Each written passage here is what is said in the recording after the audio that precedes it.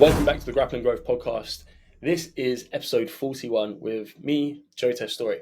On today's podcast, I had the privilege to welcome Adam Corlett on. Adam is an absolute machine. He has ranked first at Hyrox events across the globe.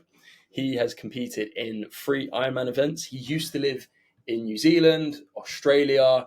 He used to run a retreats business in Thailand, on the beautiful little island known as Koh Samui. Adam came to me as a referral from someone who I massively respect, Guy Littlejohn.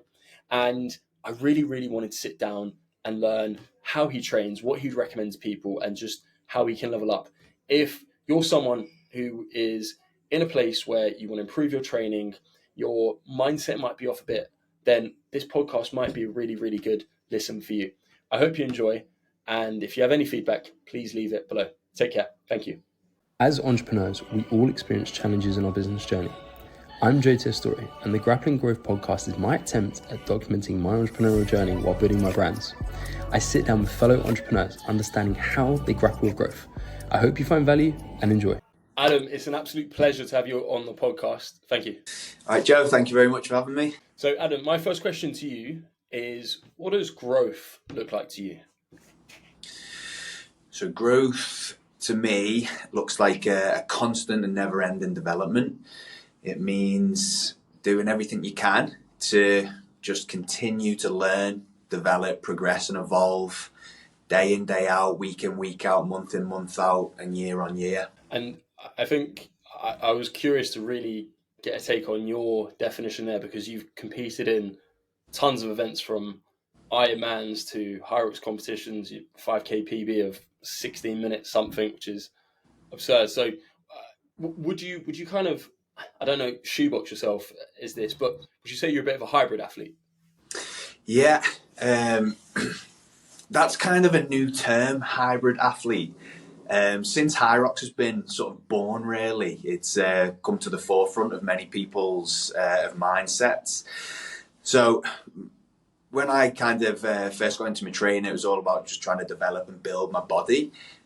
From there, after around 10 years, I did start getting into more endurance events. I did enjoy like the bodybuilding phase that I was in, and competed in 3 competitions, 3 bodybuilding competitions. Then started to move more, like I said, into an endurance space, which involves like marathons, like as you mentioned, half marathons, 10Ks and all the rest of it. Then into triathlons, so sprint distance, Olympic distance, half Ironman, and then full Ironman distance. And then since then, more into this hybrid world, especially now that Hyrox is on the crest of a wave. So we're just surfing with that now, really. But the great thing about it combines everything that I've done in the past into one package. So I've built the strength, I've built the endurance, and now we're just kind of sharpening the axe on both fronts, really. And out of everything you've done, Hyrox, Ironman, marathons, what's been the hardest? So it's a really good question, because I'd say my first full Ironman was probably the most challenging, because it took me 13 hours and 40 minutes. So to be continuously working for that amount of time, from sunrise to literally the sun's gone down, and you're still trying to complete this marathon, that's a huge mental battle, more so than a physical battle. You've got to make sure on like the endurance events that you're continuously feeding your body with the correct nutrition. But compare that to a Hyrox event, which takes myself just around the hour mark. That's way more intense. So you're actually pushing your heart rate way higher. You're pushing your body a lot harder. But because it's so much shorter, obviously the pain doesn't last as long as a 13 and a half hour event does. So the hardest thing that I've done is probably the first full Ironman that I completed. But in terms of intensity, like a Hyrox event, the intensity is a lot higher. And with that first Ironman, what country did you do then? So the first full Ironman was Mexico. Well, it was a little island called Cozumel, just off Mexico. So obviously you're battling against the heat there as well. The beautiful thing about it is it's an open water swim, so you're swimming like amongst you can literally see the fish and some turtles and stuff like that. So Cozumel's pretty famous for its swim course on the full Ironman. But then obviously, like I said, you're battling against the heat, like it's 30, 35 degrees. So you're constantly having to drink and replenish all your salts that you're losing, all your minerals. But not only that, obviously the dehydration just from sweating so much. You have to get that right, because there's plenty of people on the course who bonk, who can't complete it because of poor nutrition strategies, but also from heat exhaustion and dehydration basically. Now my second Ironman was actually in Langkawi, which is Malaysia. So that was even hotter out there. That was like 35, 36 degrees. So again, you're battling against the elements. But to be honest, like I've done half Ironmans here in the UK and in the rain and in the cold, and I'd opt for the heat over the cold anytime. Really? Why is that? I don't know. I just feel like I just prefer it. It's just a personal preference. I just like it, competing in the heat and in the sun. I don't mind sweating and stuff like that, as long as you do get all the hydration and your nutrition correct. You can, still compete and still continue to work. It's just personal preference. I just much prefer hot over cold.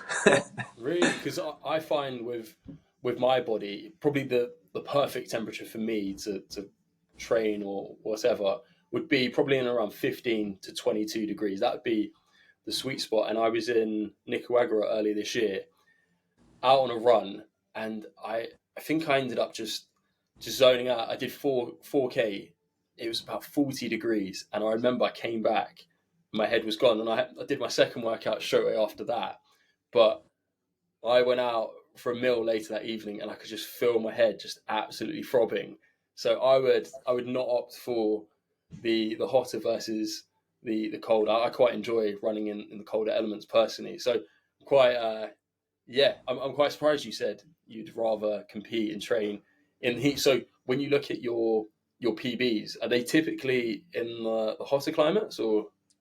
PB Ironman. I've done 3 Ironman. One in, like I said, Cozumel. One in Langkawi, and one in Italy. And the Italian one was late September, so it wasn't as hot, but still pretty warm out there. So all the climates I've done it in have been quite warm. The Italian one was my PB there. That was in 9 hours 46. I think that's so the elusive sub 10. I managed to get that. Typically PBs now they haven't been in hotter climates, but I did live in Thailand for 2 years, so I've really got used to the heat and just training in that condition all the time. You obviously didn't have a choice. It was 30 degrees at 7 in the morning and 35 degrees at 7 at night, so there was only like a really short kind of or minimal drop in temperature. So I just got used to it and therefore kind of adapted to it. So touching on that, how did you find living and training in Thailand? Absolutely loved it. I absolutely loved it. I've just come back from a week out there again now, and it just brought all the memories flooding back to me about how much I did enjoy it. Like running through sort of the coconut groves and stuff like that. 7 in the morning, like I said, 30 degrees, but I really don't mind just top off and just trotting away. It's just, that to me is pretty perfect, to be honest. It's such a beautiful country Thailand is there. So you spent 2 years in Koh Samui, right? Yeah, that's right. Yeah. How did you land yourself there? So I'd been running my fitness or personal training business here in the UK for around 4 years, and just with like the growth sort of mindset in mind, I wanted to develop my business further, and I wanted to expand from just serving and helping people in my local community to more of a worldwide market really. So me and my partner at the time, we set up a health and wellness retreat, and just thought, right, let's just go and try and launch it in Thailand. Like it's a tranquil place. People go there for a bit of zen, but also to train as well. The food's great, a nice lifestyle. So we didn't know too much about the place, but we sold everything we had here in the UK and just went 2 feet straight to Thailand. And the business was going well. We were running retreats throughout the year where we'd rent like big villas on the beach, and we'd have like villa managers and private chefs and stuff like that. And I'd be taking all the nutrition and fitness side of things, and my partner would be doing all the yoga and mindfulness side of things. So that's how we ended up out there. Now this was before we knew COVID was going to hit, and eventually it did, and obviously travel restrictions and stuff like that, so no one could travel to come out and see us anymore. So I was actually working in a gym as well, and my partner was working in a yoga studio as well, but the time just felt right with our business not being able to flourish to pack our bags and come back. There we are. And I'm really intrigued to get your lens on this. What advice would you give to 20-year-old Adam who'd be listening to this? So in terms of not only business, I like to link business and fitness together in so many elements. And one is simply do not quit, never give up. And if you don't quit, you cannot fail. I really like that if you just keep going, because you're inevitably going to be hit with obstacles and speed bumps in the road, but it's just how much perseverance you can show to keep going, to get over the speed bumps, to jump over the obstacles. And I was talking with a friend yesterday about a great sort of philanthropist called Jim Rohn. He's no longer with us anymore. Jim Rohn, yeah. So one thing he used to say is life and business and fitness to a certain extent is like the seasons. So it's going to get dark, it's going to get cold, it's going to get challenging, but also around the corner it's going to get a lot easier to get up in the morning. It's going to feel a lot easier to feel motivated. But just make sure that when we are facing the cold, dark months, that you are sowing the seeds then, so that you can reap the rewards in the summer, you know? So yeah, you're going to go through some dark phases, but you just got to keep going with that relentless attitude, knowing that you're going to pull through in the end. I feel like there's a bit of this maybe notion with a lot of social media nowadays that people are only consistently expecting the summer to be present. And I really love the terminology of winter arc, so to speak, whereby things are getting cold, it's getting darker, and you just lean into it. And I always think that there's 2 choices in life. You can either lean into stuff, or you can pull away and live in this fear bubble, so to speak. And I always try personally to opt into leaning into things and just thinking and having a bit of a curious, exploratory mindset with things, that no matter if things are bad, and I believe that bad is a perception, that you can always make something of it. And I was with a friend on the weekend who broke his ankle quite badly a couple months ago. And are you familiar with Jocko Willink? Yeah. One of my favorite quotes from him is just simply good. So whatever happens in life, a friend of mine, he got fired from his job a few weeks ago. And I think it pisses him off so much that he knows what my response is going to be, and he loves it for it, but he gets annoyed because he gets sacked. It's like, good. I got time in business. Good. It's just more time to get better, more time to, this guy's got a broken ankle now. He might turn around and build a really cool business, or come up with a really cool idea that just gives him a completely new lens, that if he was there and he could still go by his day to day, he would have never explored. And I think it's just so perspective based on that. Yeah, agreed. You've got to take the positive from every situation, haven't you? And also, you know, every cloud has a silver lining. You know, you just got to look for those opportunities.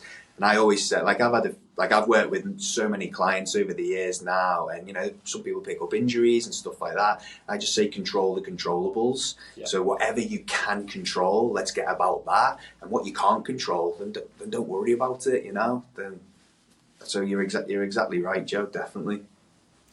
Mm-hmm. the back end of 2022, I sustained a really serious back injury, and I couldn't train properly until the start of 2024. So I had a real year of just not being able to do what I really wanted to do. But within that time, I learned how important mobility and recovery is, something that I never did before. So anytime I work out now, I've spent at least 15 minutes essentially just lubricating the gears, so to speak. Yeah. And I was able to set up my second business in that period of time. And I really believe that if that back injury didn't happen, and touch wood, I really hope it doesn't happen again because it was so severe. But because of that whole experience, I have now a whole new lens and gratitude towards my health. And that is my number one priority right now. But I know if that didn't happen, I would have just continued going through life just thinking, oh, I can do whatever I want to do. So Yeah. On that point to you, have you, I'm sure it's been the case, as to many entrepreneurs I sit down with, have you had a moment in business where you've felt like quitting? But I want to caveat that and add to it, moment in business where you felt like quitting, and then after that you had a really good moment. Yeah, which again alludes back to that seasonal analogy that we said with Jim Rohn. Now, felt like quitting. I haven't felt ever like quitting in the businesses I've ran. I ran a business in New Zealand. I ran my first UK based business, like I referred to before, out in Thailand, and then back here now in the UK where I'm running this gym. I've never once felt like I'm going to quit. During the tougher times when sales are maybe down, then it just motivates me more. What can I do in order to drive business up, and generate more sales? Like, if things aren't going as well, which inevitably they don't, you then look at people who are doing well, or read more information, read more books, do more research, whatever it might be, to refine your techniques in order to generate more sales. One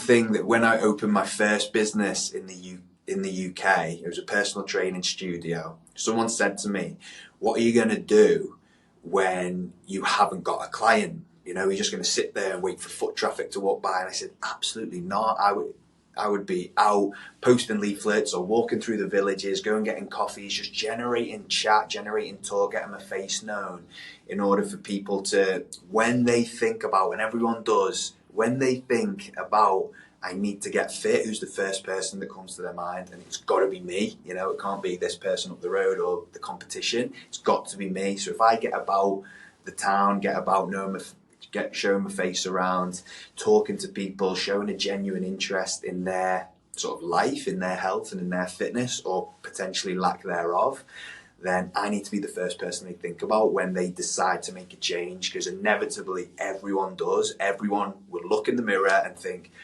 I've got to do this, I've got to do that, I've got to look after my nutrition. Now, some people's pain points are different. It could take people a long time, or gain a lot of body fat, or get really out of shape until they feel that pain point.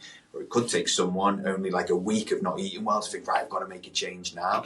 But as long as I was at the forefront of their mind when they decide to make a change, then that was my goal. So I've gone on a bit of a tangent there, but to answer your question, yes, you go through some darker and quieter moments, but I've never once thought about quitting on it. No way.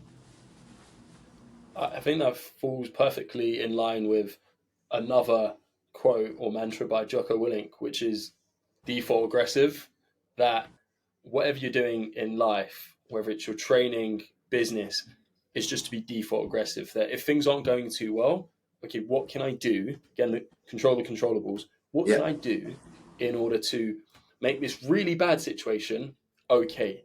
And if I'm in a good situation, how do I make it great? And I always think things aren't convergent of, is this good, yes or no? It's how good is this, or how bad is this? And then how do we move away? And I always see that the smartest people that I do business with, or even just associate with, they always look at things of, how can this be improved? And I think to that point, you're going to have a lot of your competitors and business owners who, as you said, they will just be sat in the studio, twiddling their thumbs, thinking, why is no one working with me? Or they can humble themselves, go out, go door to door knocking, and just speak to people, network.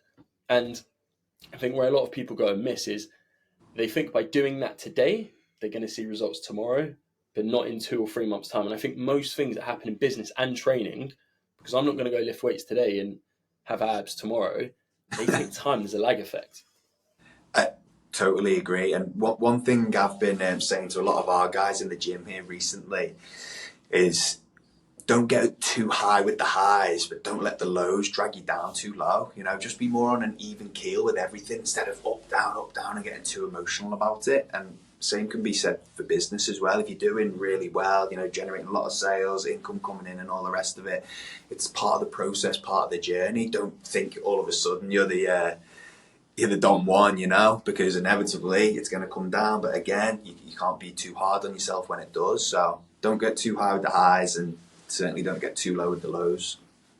Yeah, and I suppose it's sort of, if you were to stretch out and look at your revenue throughout the year in business, let's just say hypothetically you've got 1 month where you do 50k, and another, but then you've got 10 other months that you do 10k. You're only as good as your worst months, and it's more about the average as opposed to the one variable and spike. And I think that can be translated to intensity with training, that if you overtrain, there's too much intensity 1 week, but then you shatter yourself for the next 3 or 4 weeks, then was it all worth it?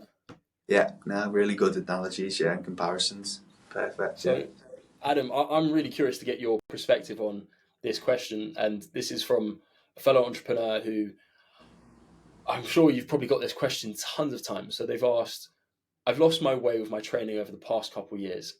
How would you look to balance a full-time job and training? Let's throw some more challenges into the mix. We've got some kids in there as well, or a sick family member. There can be so many reasons why someone wouldn't do their training. You've just got to remember, and you know, simply put, your health or your wealth is your health, and without that, then you've got absolutely nothing. What I recommend as well is just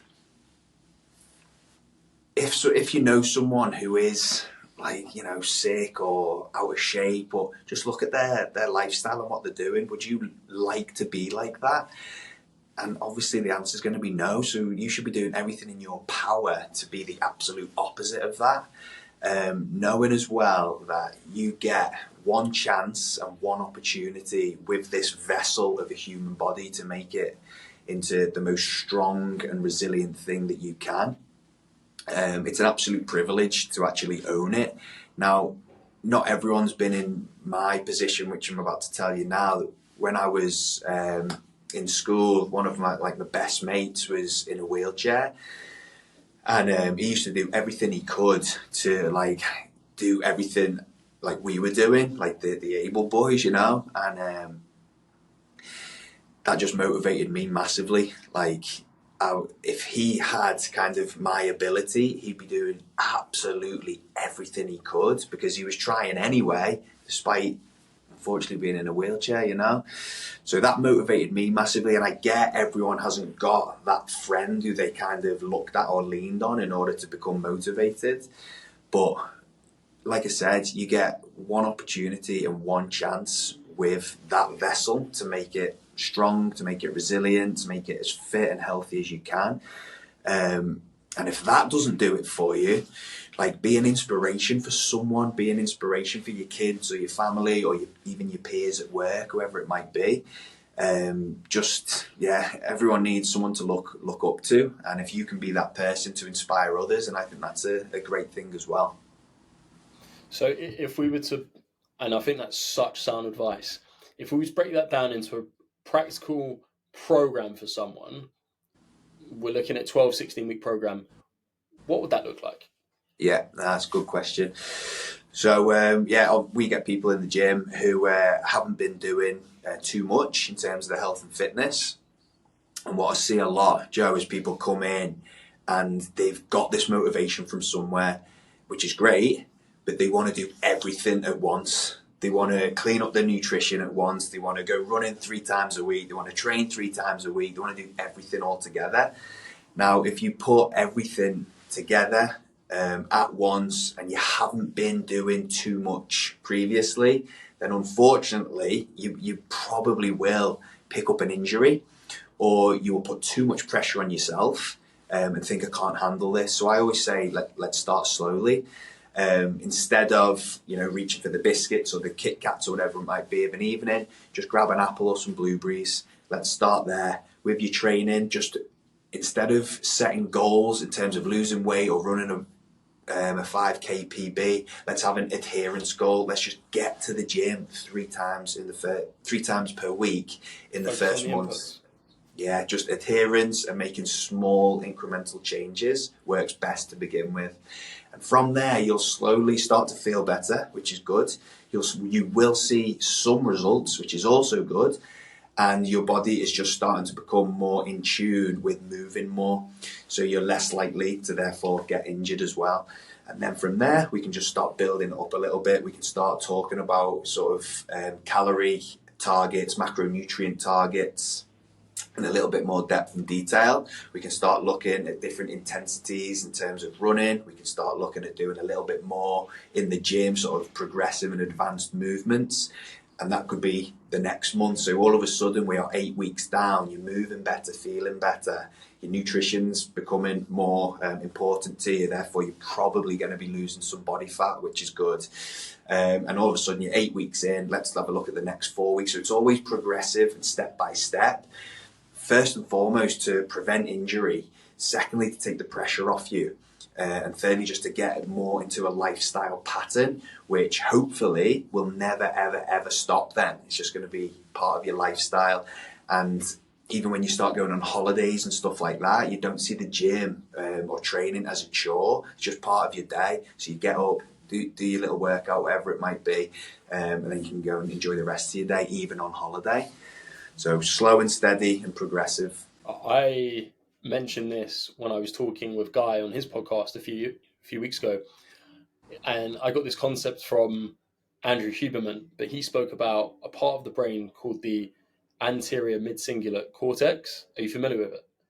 No. Fascinating. I'll send you a link afterwards. Essentially, what it is part of the brain that when you do hard things, it starts to compound, it starts to grow.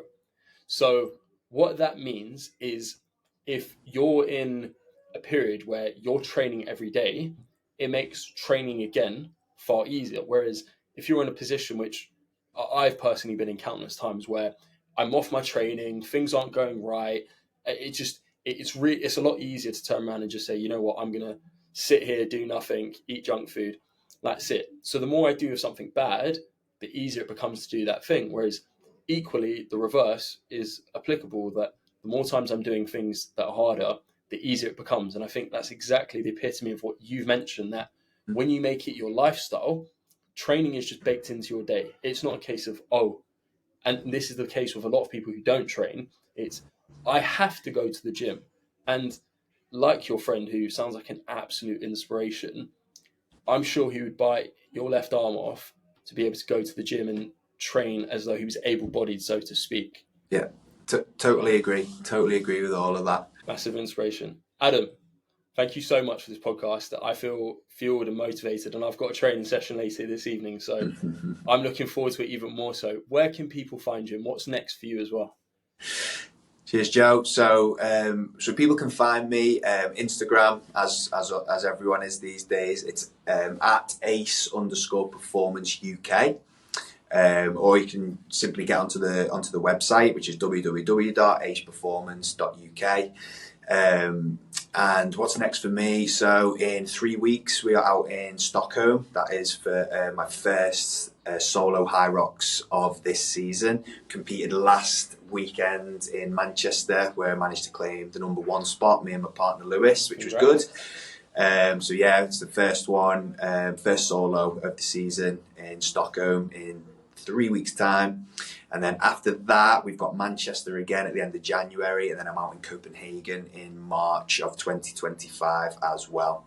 So plenty of things in the diary, but that's kind of what I like to do, is like I set out my season with the weeks set out, so I get some recovery, I can drive the intensity up again, and then just taper off a little bit before an event. So it's all kind of planned and nothing left to chance. Mm-hmm. And just to reinforce, you're a Hyrox partner gym, right? Yeah, we're Hyrox affiliated. Yeah, so if anyone is in the Warrington area, then yeah, we are the Hyrox partner gym in this area. Or if you go on the Hyrox website and type and look for partner gyms, you can search by location as well. But you'll find us on there also. Nice, cool. Adam, pleasure to have you on. Joe, thank you very much. Really enjoyed it. Thanks a lot. Take care.